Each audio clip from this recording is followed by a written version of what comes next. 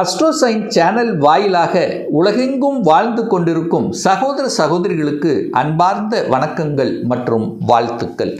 இன்றைய பதிவு செவ்வாய் பெயர்ச்சி பலன்கள். அதாவது மீன மனையில் இருந்த செவ்வாய் பகவான் இப்போ மேச மனையில் வந்து ஆட்சி பலத்தோட ஸ்ட்ராங்காக இருக்க போகிறார். எது வரைக்கும் இருக்க போகிறார்னா 20/6/2026 வரை மேச மனையில் செவ்வாய் பகவான் ஆட்சி பலத்தோட ஸ்ட்ராங்காக இருந்து பலனை தரப்போகிறார். செவ்வாய் என்னாலே நமக்கு ஞாபகத்தில் வருவது நிலம் சார்ந்த விஷயத்தில் அந்த நிலக்காரக கிரகம் செவ்வாய் பகவான், சகோதர காரக கிரகம்.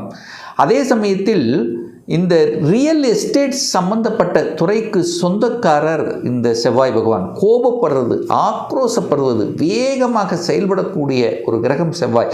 ஸோ அந்த செவ்வாய் பகவான் பார்த்தீங்கன்னா 28/5/2026 வரை அஸ்வினி நட்சத்திரத்தில் ட்ராவல் பண்ண போகிறார்.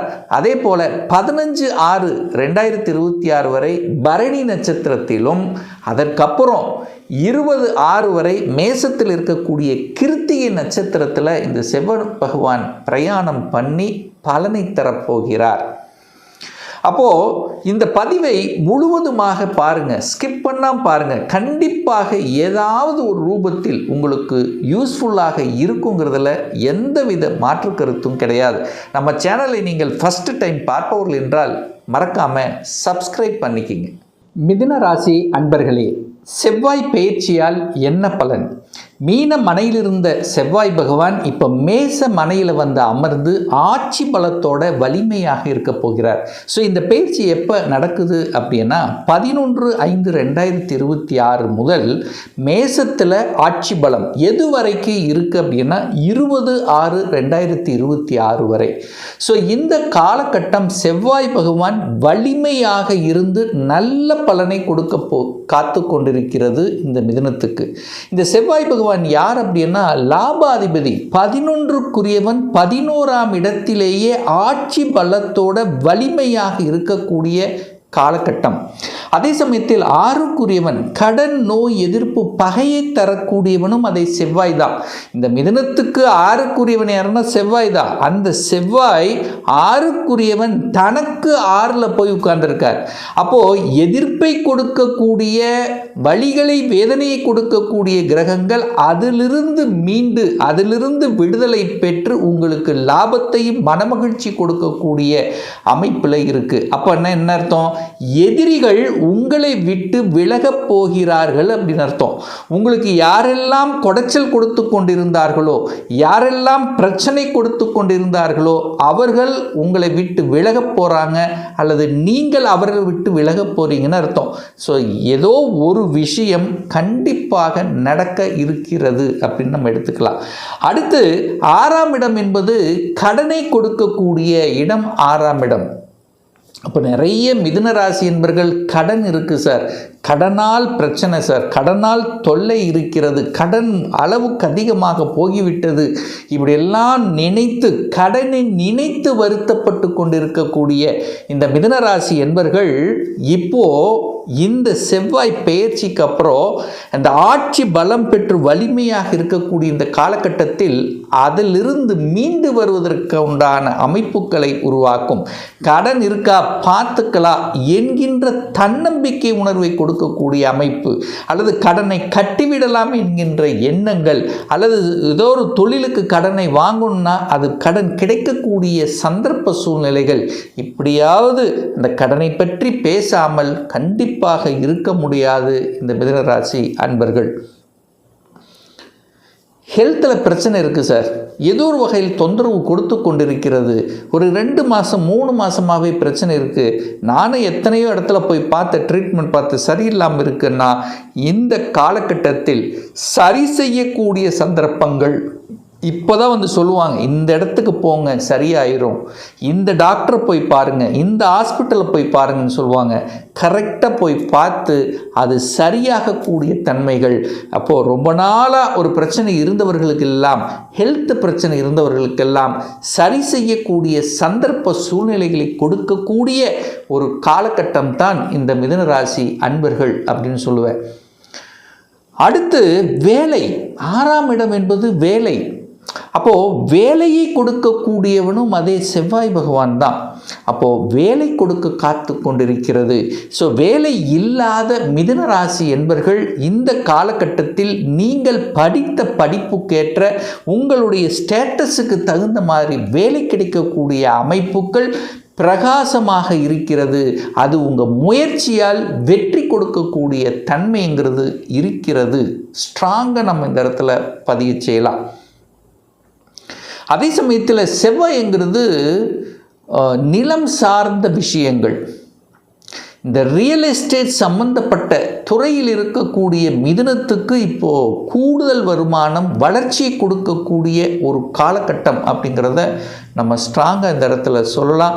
லாபங்கள் கொடுக்கக்கூடிய மன மகிழ்ச்சியை சந்தோஷத்தை தரக்கூடிய நிகழ்வுகள் இந்த காலகட்டத்தில் நிச்சயமாக இந்த மிதுன ராசி அல்லது மிதுன லக்னத்தில் பிறந்த அன்பர்கள் எதிர்பார்க்கலாம்.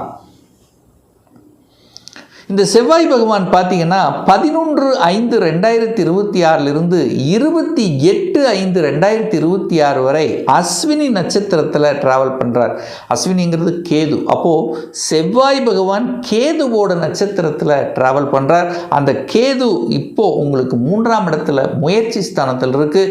அப்போது உங்கள் முயற்சியால் வெற்றி அடையக்கூடிய சந்தர்ப்பங்கள், அதாவது எந்த எக்ஸாம் எழுதணும் என்று நினைத்து கொண்டிருக்கிறீர்களோ அந்த எக்ஸாம் எழுதுவதற்குண்டான வாய்ப்புகளை கொடுக்கும். அரசாங்க எண்ணங்கள், அரசாங்க வேலைக்கு போகணும் அப்படிங்கிற எண்ண ஓட்டங்களை கொடுக்கும். அதர் காஸ்ட், வேற்று மதத்தினர் சார்ந்த நண்பர்களை கொடுக்கக்கூடிய ஒரு காலகட்டமாக இருக்கும்.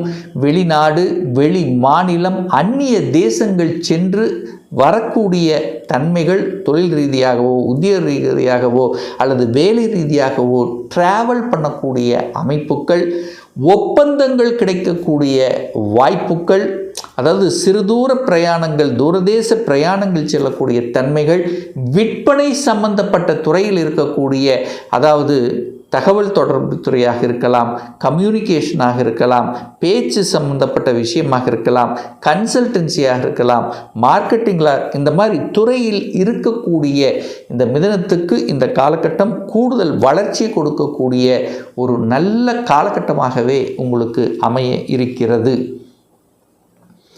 அடுத்து பார்த்தீங்கன்னா 29/5/2026 15/6/2026 வரை செவ்வாய் பகவான் பரணி நட்சத்திரத்தில் ட்ராவல் பண்ணுறார். அந்த பரணிங்கிறது சுக்கிரன். சுக்கிரன் என்பது உங்களுக்கு 5க்குரியவன், பூர்வ புண்ணிய ஸ்தானத்தின் அதிபதி, பஞ்சமஸ்தானத்தின் அதிபதி, காதல் ஸ்தானத்தின் அதிபதியாக இருக்கக்கூடிய அந்த 5ஆம் அதிபதி நட்சத்திர சாரத்தில் பிரயாணம் பண்ணக்கூடிய இந்த காலகட்டத்தில் குழந்தைகளால் நன்மைகள், குழந்தைகளால் நல்லவைகள் நடக்கக்கூடிய அமைப்புகள், குழந்தைகளினுடைய ஆசைகளை நிறைவேற்றி கொள்ளக்கூடிய தன்மைகள், குழந்தைகளினுடைய படிப்பு சார்ந்த விஷயத்தில் நல்லது நடக்கக்கூடிய அமைப்புகள், குழந்தை பாக்கியம் இல்லாத தம்பதியர்களுக்கு குழந்தை பாக்கியத்தை கொடுக்கக்கூடிய அமைப்பு. ஏன்னா 5க்குரியவன் அல்லவா, அவங்க ராசியில் இருக்கார், குருவோடு சேர்ந்திருக்கார். ஸோ எப்படியாவது ஒரு விஷயம், நல்ல விஷயங்கள், குழந்தை பாக்கியம் கொடுக்கக்கூடிய, மனமகிழ்ச்சி சந்தோஷத்தை தரக்கூடிய அமைப்புங்கிறது இருக்கிறது. பூர்வீகம் சார்ந்த விஷயத்தில் நல்லவைகள் நடக்கக்கூடிய அமைப்பு, குலதெய்வ அருளாசி கிட்டக்கூடிய அமைப்புகள், இந்த மாதிரி கலைத்துறையில் ஈடுபடக்கூடிய வாய்ப்புகள், சந்தர்ப்பங்கள், கலைத்துறையில் என்ட்ரி ஆவதற்கான சந்தர்ப்பங்கள் இந்த காலகட்டம் உங்களுக்கு கண்டிப்பாக தேடி வரும். ஏதோ ஒரு ரூபத்தில் அதை சார்ந்த துறையில், அதை சார்ந்த படிப்பு, அதை சார்ந்த கலைத்துறை சம்பந்தப்பட்ட விஷயங்கள் நன்மை தரக்கூடிய அமைப்பு இருக்குது.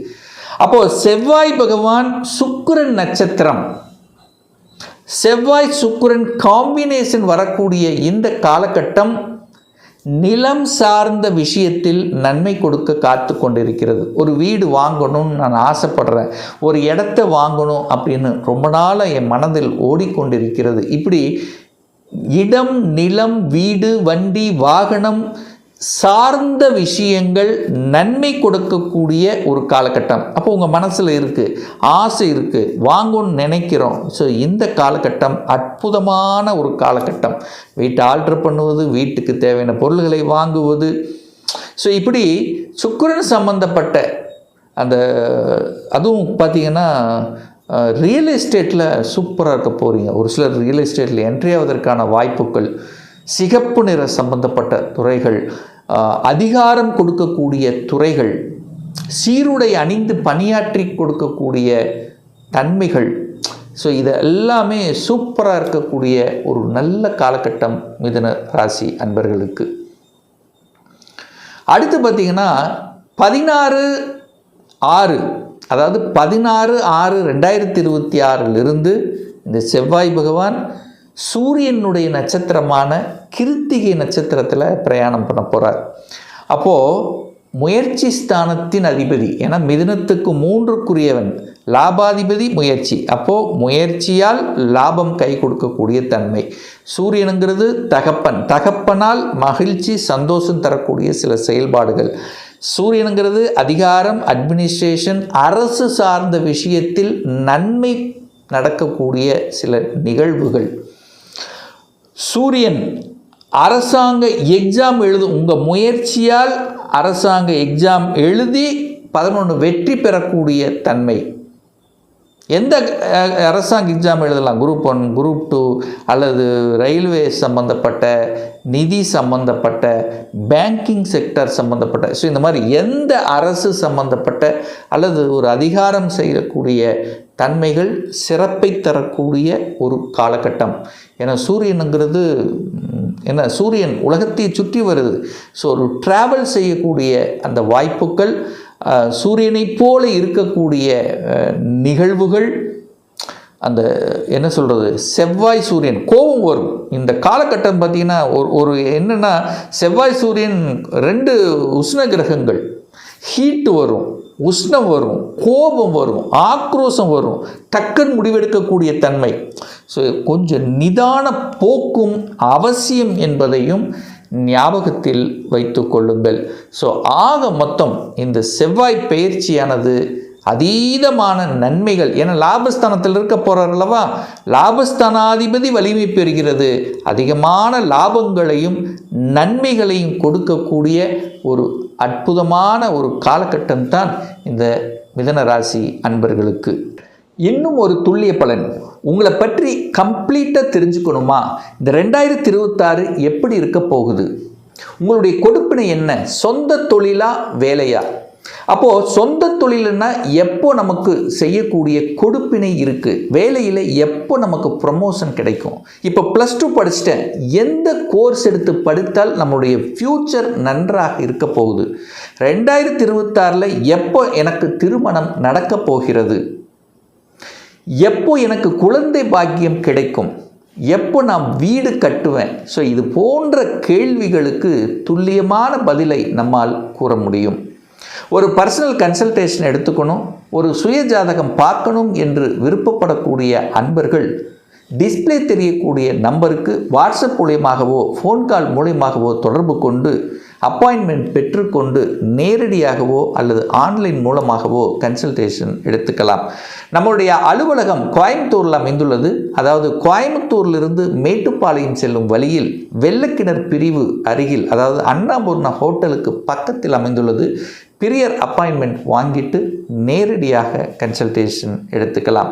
இந்த ராசி நட்சத்திர நேயர்கள் அனைவரும் வாழ்க வளர்க வளம் பெறுக என்று எனது வாழ்த்தினை தெரிவித்துக் கொண்டு விடைபெறுகிறேன்.